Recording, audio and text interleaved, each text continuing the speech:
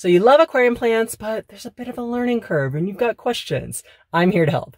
Hi, my name is Irene with Girl Talks Fish, and today my wonderful husband is actually giving me the day off. So I decided I would answer some of your questions while I gallivant around town getting some R&R. First up is a hiking trip with some women from my church.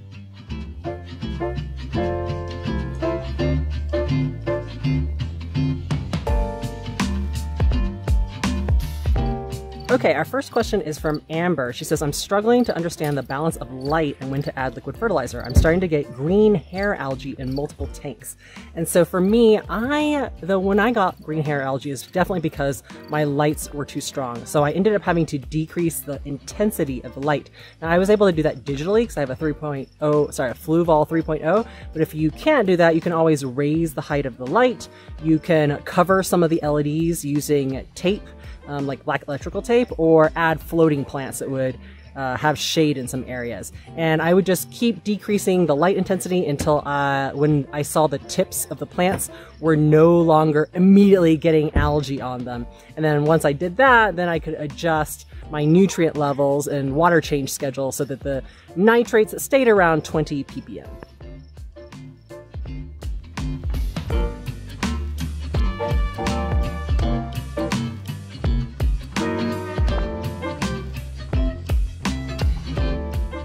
I am done with the hike, back at home, and feeling nice and clean after my shower. So let's get a question from Classic Acid, who wants to know, how do you successfully convert immersed plants to their submerged counterparts without the need for CO2? Well, I actually do it usually without CO2. So what this person is referring to is most aquarium plants are grown in plant farms, immersed, where their leaves are completely out of the water just because they grow bigger and faster. They're not as prone to having algae and pests and diseases on them. But then when you take that plant and you put it in your you basically submerge them completely underwater, they usually melt back those big and beautiful leaves, and then they start growing smaller, maybe narrower, maybe completely different looking submersed grown leaves. And with low light plants, which is usually what I have, I think it just takes patience and just having enough light and nutrients. But high light plants, I have not tried converting them without CO2. And so maybe some tips and tricks on how to successfully or more quickly convert plants into their new form is float them at the surface of the water if you can, just because then they have direct access to CO2. They're much closer to the aquarium light, so that helps with a lot. And then of course, make sure they have plenty of fertilizer.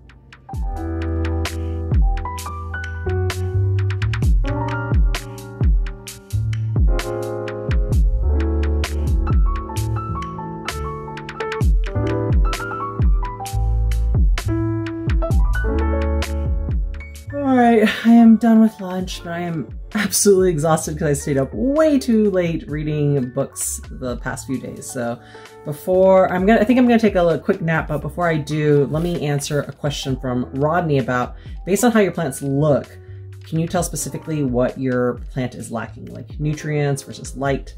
And so there are lots of plant nutrient deficiency charts out there, but I would say in general, if your plant is missing macronutrients like potassium, phosphate, and nitrogen that they need a lot of, the symptoms kind of are that the leaves start turning yellow, then brown, then giant holes start forming, and then eventually the whole leaf just melts away and dissolves. Versus if it's a micronutrient, I will link down in the description a chart that I have made, and you can check it out of the specific symptoms. The only problem with those charts is if your plant is missing multiple types of nutrients at the same time, the symptoms can get all kind of jumbled up. So you may need to troubleshoot using plant nutrient water test kits, like for potassium or phosphate or whatnot, so you can really narrow down what is the issue.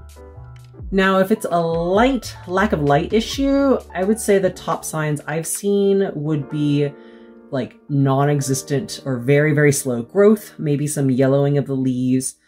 Stem plants, for example, tend to start getting really leggy instead of compact, bushy growth, and the leaves on the bottom of the stem that don't get enough light will start to fall off. Then if you have certain plants like Dwarf Sagittaria that can sometimes be used as a foreground carpeting plant, they'll start growing really long, tall leaves instead and look more like Vallisneria because they're trying to reach the light at the surface. So those are the main symptoms I can think of. All right, nap time for me. Oh my goodness, it is way late in the day. I slept 3 times longer than I planned, but while I do a water top off on this aquarium before I head on out, let me answer a quick question by Hawkstar. He or she wanted to know kind of, I already answered the first part, but about brown diatoms when you're first setting up an aquarium. And basically, brown diatom algae is a common problem when you have a new or immature aquarium. It's really easy to remove, but it's kind of ugly, and if you get too much of it, it could potentially inhibit photosynthesis for your plants, so they're not getting enough light. Now, I heard this tip from George Farmer when he sets up kind of nutrient-rich substrate tanks. He wants to get as much of those excess nutrients out of the water as possible. So he recommends the first week after you set up a new tank to do daily, I think 50% water changes for the first week. Every other day, water changes for week 2, water changes every 3 days for week 3, and then water changes once a week for week 4. And then you just continue those weekly water change schedule from then on out. Some other tips I want to add are that you should add as many plants as possible when you're setting up a new aquarium so that they will suck up as much excess nutrients as possible.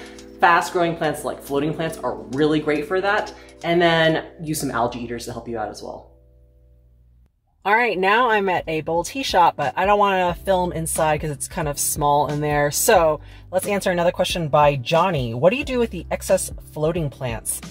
They've taken over half my surface area. That's a good point. You don't want too many floating plants or else it could shade out the other plants in your tank, as well as interfere with surface agitation so that not enough oxygen are getting to your fish. So what I like to do with excess floating plants, as well as like any stem plants that I prune, is either throw them away, sell them, give them away, compost them, feed them to animals that eat plants. But what you don't want to do is just randomly throw them outside, because there's the possibility that, I don't know, like wildlife could somehow pick them up and then it ends up spreading into your local ecosystem. We definitely don't want a situation with invasive plant species getting out. Well, that didn't exactly work out to plan. I went into the bubble tea store and then they didn't have dine-in, so I ended up going to a new Thai restaurant that I'd never tried before and just worked on my laptop for quite a while, did some quiet time, that kind of thing. But we have one more question, which is from Cohen.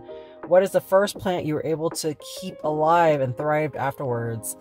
I like that. It's a good personal question to end our video on. So Anubias, I think technically is the first plant that did well for me. Despite my inability to keep plants alive, they would just like grow one little leaf every once in a while and just kept going for me no matter what I did. But they did tend to get covered in algae. So I think the first plant that really just, you know, grew out of control would be Amazon frogbit. It's a very hardy floating plant. I have a whole video on it. It doesn't require substrate. You just give it lots of nutrients, which is great because I've got high bioload tanks, lots of light, and you're good to go. Well, I am definitely going to have to do a part 2 to answer more of your questions because there were a lot. If you can't wait though, make sure to watch my how to balance a planted aquarium because I felt like a lot of the questions that were asked were answered in that video. Take time to enjoy your aquariums and I'll see you in the next video.